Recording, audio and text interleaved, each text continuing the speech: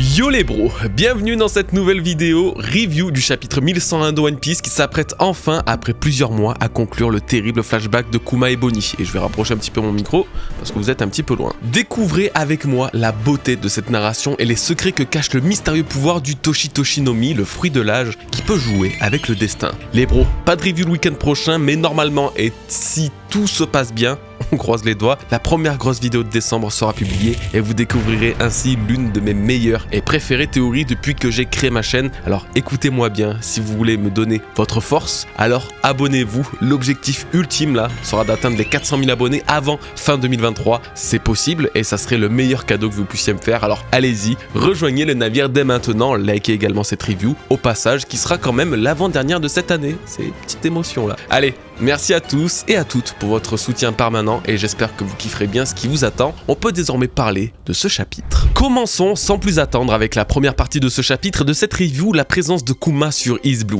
Nous avons la suite directe du dernier chapitre avec l'explication de la présence de Kuma proche de Fushia. Lors de son voyage avec l'armée révolutionnaire au royaume de Goa, il a noté la grande connaissance de Dragon sur ce pays en particulier, pas seulement, les disparitions du chef des révolutionnaires le menaient en réalité à observer un jeune garçon. C'est tout naturellement que Kuma a donc compris que le sang de Dragon aussi coulait sur cette île. Ce dernier ne voudra cependant pas en parler davantage car de ses mots, un enfant est la plus grande faiblesse d'un parent. Voilà, nous avons donc la raison de la présence de Kuma sur East Blue dans le dernier chapitre. Il venait purement et simplement jeter un œil sur le digne héritier de Dragon sans interagir d'une manière ou d'une autre avec lui. Putain, dommage là, j'aimais bien mon petit scénario qui retraçait les déplacements de Shanks pour trouver le Gomu Gomu no Mi volé au gouvernement. Encore une théorie à la poubelle, c'était ma théorie, c'était la poubelle là-bas. Même s'il n'y a pas de grand plot twist finalement derrière cette histoire, il y a quand même deux choses intéressantes à en tirer. Dragon voulait cacher Luffy et Kuma a possiblement fait le lien entre lui et Nika. Alors, pourquoi Dragon voulait cacher Luffy? La réponse peut sembler assez évidente. En combattant le gouvernement mondial, la puissance de leur service de renseignement ferait de Luffy une cible de choix pour affaiblir le leader des révolutionnaires. Le kidnapper et s'en servir comme otage serait déjà largement suffisant pour porter un coup critique à Dragon, chose qu'il devait éviter à tout prix. Après, je pense surtout que c'est révélateur du destin de la mère de Luffy. Si on peut simplement penser que la naissance de Luffy l'aurait tué à la manière de Rouge avec Ace, il existe plus que jamais une possibilité qu'elle fût exécutée après avoir mis au monde l'enfant de Dragon. Ginny avec Bonnie, Rouge avec Ace, je vais pas tous les citer, mais nombreux sont les scénarios où la mère décède après avoir donné naissance à son enfant. Ça serait le cas pour Luffy et donc sa mère, et ça aurait été l'une des raisons pour laquelle Dragon l'a caché. En tout cas, ce chapitre confirme à mon sens qu'il ne faut pas s'attendre à voir la mère de Luffy encore vivante de nos jours. Sa mort aurait été la principale raison de l'isoler sur cette île, dissimulée aux yeux de tous. Et du coup, Kuma, en le voyant utiliser son fruit du démon, n'aurait-il pas eu le déclic que c'est lui, le Nika de ses croyances? J'en perds mes mots. Si je n'y croyais pas de base et je ne voulais pas y croire, la fin de ce même chapitre a quand même réussi à me faire douter. En effet, et bien que l'on en reparlera plus tard, Kuma explique à Bonnie que s'il ne sait pas à quoi ressemble Nika, il sait que son corps a les propriétés du caoutchouc et qu'il peut se battre de toutes les façons qu'il veut. Ainsi, en voyant Luffy s'entraîner et tirant ses membres comme du caoutchouc et étant le fils de l'homme qui veut libérer le monde du gouvernement, eh bien Kuma aurait compris qu'il s'agissait là de l'incarnation de Nika. Je vais pas vous cacher, ça me pose un petit problème, puisque ça signifie que tous ceux ayant connaissance de cette particularité caoutchouteuse, si je puis dire ainsi, de Nika, ne peuvent définitivement pas passer à côté de Luffy sans se douter de quelque chose, et ça ne fait qu'obscurcir la raison de pourquoi Kuma voulait véritablement capturer Luffy pour le ramener au gouvernement pendant l'arc de Thriller Bark, alors qu'il était censé avoir toute sa tête. Preuve en est, à la fin de l'arc, il avait reconnu les qualités de leader du fils de Dragon. Ça vous paraîtrait pas bizarre, vous, qu'à la fin du flashback de Kuma, nous apprenions qu'il savait tout concernant la vraie identité cachée de Luffy, lui qui l'aurait vraiment capturé si son équipage ne s'était pas interposé sur Thriller Bark? Parce que là, c'est le scénario vers lequel on se dirige. Comme l'a dit plus tard Vegapunk à Kuma, il fera en sorte de garder jusqu'à la dernière minute la conscience et la mémoire de son ami, ce qui signifie que l'on va vivre ce moment dans le ou les prochains chapitres. On va vivre la mort de Kuma et par conséquent son souhait ultime qui était de protéger le Sunny pendant les 2 années d'ellipse. Pour faire simple, nous allons découvrir les dessous des événements très marquants de Sabaody et nous allons découvrir la raison qui a poussé Kuma protéger avec ardeur les Mugiwara alors que quelques semaines plus tôt il avait tenté de les tuer sur Thriller Bark. Donc si je ne doute aucunement qu'il déclara haut et fort sa détermination à aider le fils de son ami Dragon dans ce geste désespéré de les aider malgré son statut de Shichibukai, il y a de très grandes chances qu'il ait voulu aider Luffy car il voit en lui son dieu guerrier de la libération, Nika. De grandes émotions nous attendent, c'est évident, mais j'espère surtout que cette histoire sera apportée de manière naturelle et surtout parfaitement logique. La suite du chapitre est très belle et bien ficelée puisque nous découvrons de multiples narrations de Kuma et les lettres qu'il avait envoyées à Bonnie. Des lettres décrivant la beauté des pays dans lesquels il s'est rendu, d'à quel point il aime Bonnie et la hâte qu'il éprouve de la retrouver pour partir en voyage avec elle. Malheureusement, aucune de ces lettres n'arrivera à l'intéresser puisque Alpha, la membre du CP8 que l'on a vu dans le dernier chapitre, intercepte et détruit toutes les lettres avant que Bonnie ne puisse les lire. Alors on pourrait se révolter et trouver ça horrible que pendant plus d'1 an, Bonnie n'ait pas pu avoir de nouvelles de son père. Elle aurait pu penser être abandonnée ou qu'un drame était arrivé à Kuma. Le stress ressenti pour cette gamine a dû être horrible. Pourtant, Oda a été trop smart dans cette histoire. Et les lettres de Kuma, bien qu'elles fût détruites par le gouvernement, ont malgré tout atteint leur destinatrice. N'oubliez pas l'origine de tout ce flashback qui a commencé au chapitre 1095. C'est Bonnie en personne qui fait émerger la mémoire et les souvenirs de Kuma dans lesquels elle aura voyagé au chapitre 1074. Ce qui veut dire que Bonnie a découvert très récemment toute l'aventure vécue par Kuma et par extension les lettres qu'il lui a écrites qui ne sont jamais arrivées à destination, et ça, je trouve ça trop beau. C'est une sorte de récompense après cette vie d'injustice qu'ils ont subi tous les deux. Malgré le monde entier contre eux, Bonnie a pu comprendre l'histoire de Kuma, Kuma a pu lui expliquer sans avoir à lui parler, et donc tous les deux ont trouvé une forme de bonheur. Je trouve ça trop bien, vraiment. Du côté de Egghead, Kuma rend visite à Vegapunk et fait la rencontre d'un personnage qui a vécu son petit développement durant l'arc, Stussy. Clone ou pas, elle ne manque pas d'humour et lance au modèle des pacifistas: je me demande qui est le moins chanceux, l'humain sans une conscience ou le clone avec une conscience. Remarque qui n'aura vraisemblablement pas plu à Vegapunk qui rétorque qu'elle est déjà humaine et qu'il lui a déjà dit. Alors ça parlera peut-être pas à tout le monde, mais il faudra remonter au tout début du chapitre 1072 pour retrouver une lettre écrite par Vegapunk, oui encore une lettre, au sujet de ce qui semble être Stussy. Je cite: les gens refuseront peut-être de l'admettre, mais cette fille est indéniablement humaine. Je lui ai donné la vie, mon expérience est un succès, j'ai la conviction que cela constitue un grand pas vers la paix dans le monde. Dr Vegapunk, directeur du MADS, laboratoire pour la paix. Que Vegapunk contredise aujourd'hui Stussy, lui disant qu'elle est véritablement humaine, ne fait alors aucun doute sur le fait que cette lettre l'a concernée. Ce qui rend les deux chapitres encore plus beaux et symboliques, puisqu'à l'époque de la création de Stussy, Vegapunk ne souhaitait œuvrer que pour la paix, au point que ce mot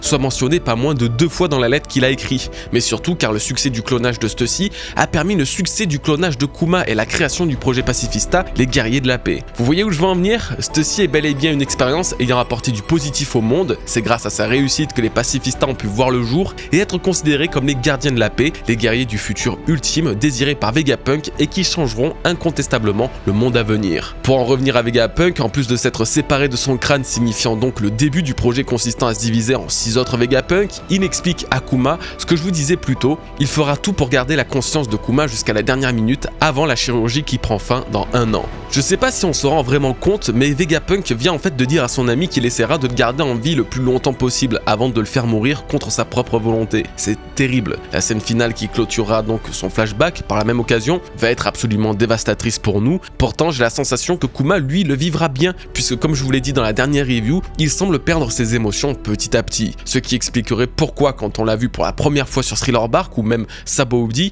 il est beaucoup plus glacial et inexpressif qu'il ne l'est actuellement dans son flashback. Puis même, on va avoir ce que je vous disais plus tôt, la demande de Kuma à Vegapunk de protéger le Sunny. On va découvrir la réaction du scientifique qui dira sûrement que c'est trop risqué et que le gouvernement ne laissera pas passer. Ça va être un moment très important pour One Piece, donc ne ratez pas le prochain chapitre. Car ça sera aussi le moment pour nous de voir l'ultime sacrifice de Kuma qui retirera ses souvenirs, les transformant en une sphère énorme qui restera gardée et protégée par Vegapunk jusqu'au chapitre 1072. Bon, ce chapitre est assez léger à faire en review, très clairement si on le compare à celui de Saturne qui révèle ses pouvoirs ou celui de God Valley, c'est vraiment de l'eau, mais c'est normal. Il y a toujours quelque chose à analyser dans One Piece, certains chapitres se prêtent simplement à plus de travail de décryptage que d'autres. Ce chapitre fait partie des plus simples, pourtant Bonnie nous a tapé une action incompréhensible qui va demander pas mal de réflexion. En effet, c'est son fruit du démon qui va nous intéresser. Durant sa convalescence sur Sorbet et la surveillance extrême dont elle était victime du gouvernement mondial, la reine Connie a eu la grande sagesse de lui conseiller de ne pas dévoiler les pouvoirs de son fruit du démon, chose qui lui sera très utile puisque après avoir passé 1 an sans aucune nouvelle de son père, elle décide de prendre la mer, elle est enfin guérie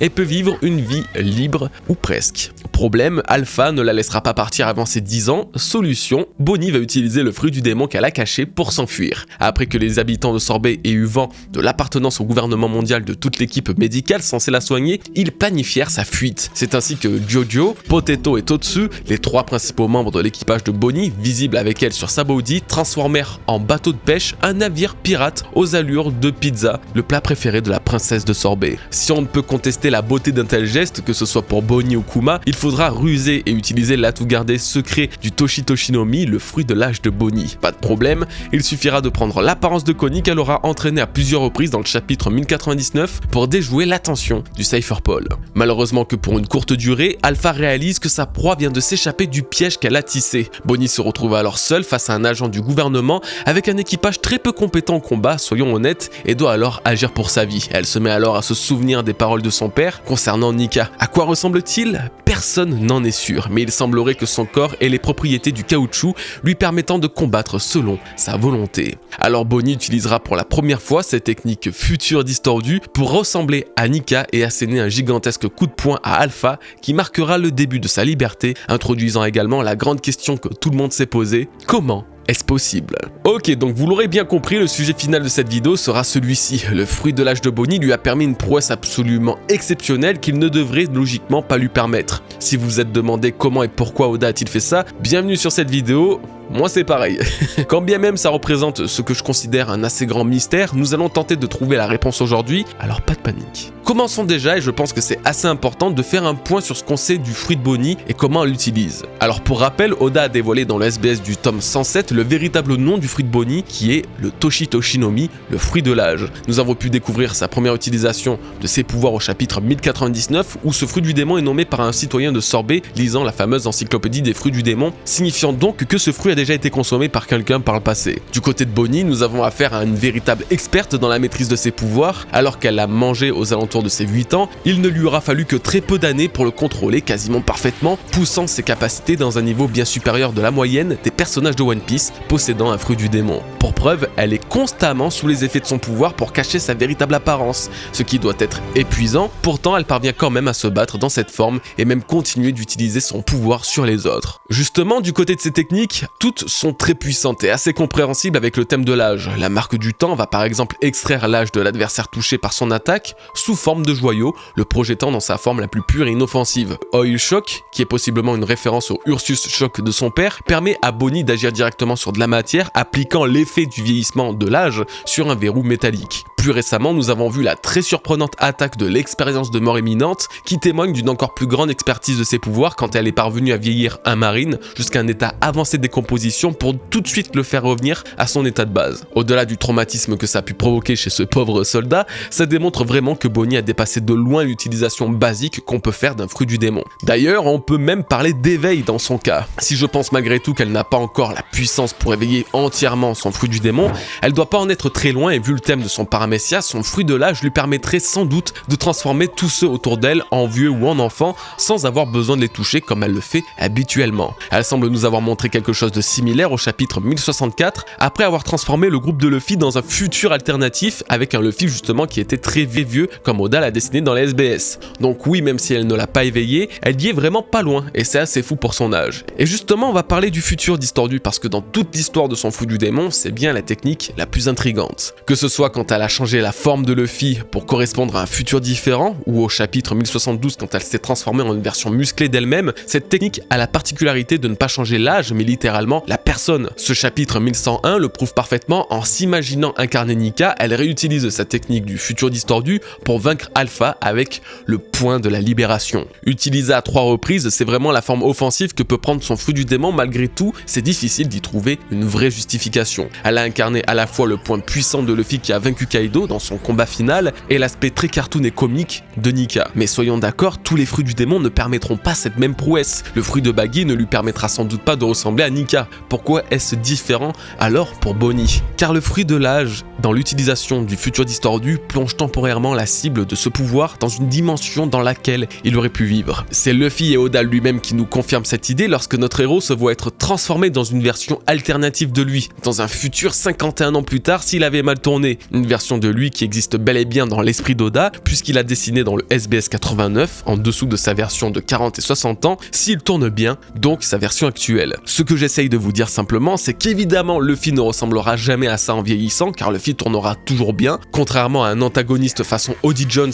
qui terminera sûrement sa vie en prison et très vieux à cause de stéroïdes. Pourtant, Oda a rajouté ce Luffy d'un certain futur avec une parfaite conscience de ce qu'il faisait. Ce n'était pas du tout un clin d'œil à ce SBS, car Bonnie elle-même plus tard prendra la forme d'un futur distordu face à Vegapunk et aujourd'hui face à Alpha. En gros, si le Toshitoshi no Mi peut véritablement cacher sa vraie identité et un secret encore plus lourd, il peut de manière plus simple représenter le fruit capable de manipuler la vie humaine. Contrôler l'âge d'un humain revêt d'un pouvoir divin, quasiment semblable à celui des Moires, les déesses du destin dans la mythologie grecque. Ces trois sœurs, dont le pouvoir est redouté par les dieux en personne, sont purement et simplement les tisseuses du destin. Ce sont elles qui créent et gèrent le cours du temps pour que chacun, homme ou dieu, puisse vivre la vie à laquelle ils sont destinés, en bien ou en mal. C'est précisément et exactement ce que fait Bonnie, mais à l'envers. Elle ne peut pas changer irrémédiablement le passé, le présent et le futur. Elle ne peut pas changer le destin déjà tout tracé par les plus grandes forces de ce monde. Pourtant, son fruit du démon lui permet de jouer avec. Il lui permet, l'espace d'un simple instant, de déborder sur une ligne du temps dans laquelle elle aurait peut-être acquis les pouvoirs de Nika, ou encore un âge où Luffy n'aurait pas été destiné à de grandes choses. C'est ça le fruit de l'âge, un fruit permettant de littéralement manipuler les âges, les airs et les fils du destin pendant un temps, avant que l'ordre naturel des choses reprenne ses droits. Et qui sait, peut-être que ce pouvoir lui permettra un jour de changer véritablement le futur, pour le meilleur, en venant en aide à Nika, celui qui se bat pour les rêves et la liberté. Il ne fait aucun doute que le fruit du démon de Bonnie est bien plus important qu'on le pense, bien plus important qu'on le croit. Ce n'est qu'une question de temps avant qu'on en sache plus. En tout cas, j'espère que cette review vous aura plu, qu'elle vous aura permis d'y voir un petit peu plus clair. Je vous remercie de l'avoir regardé. Je vous souhaite un très bon week-end les bros et je vous dis à la semaine prochaine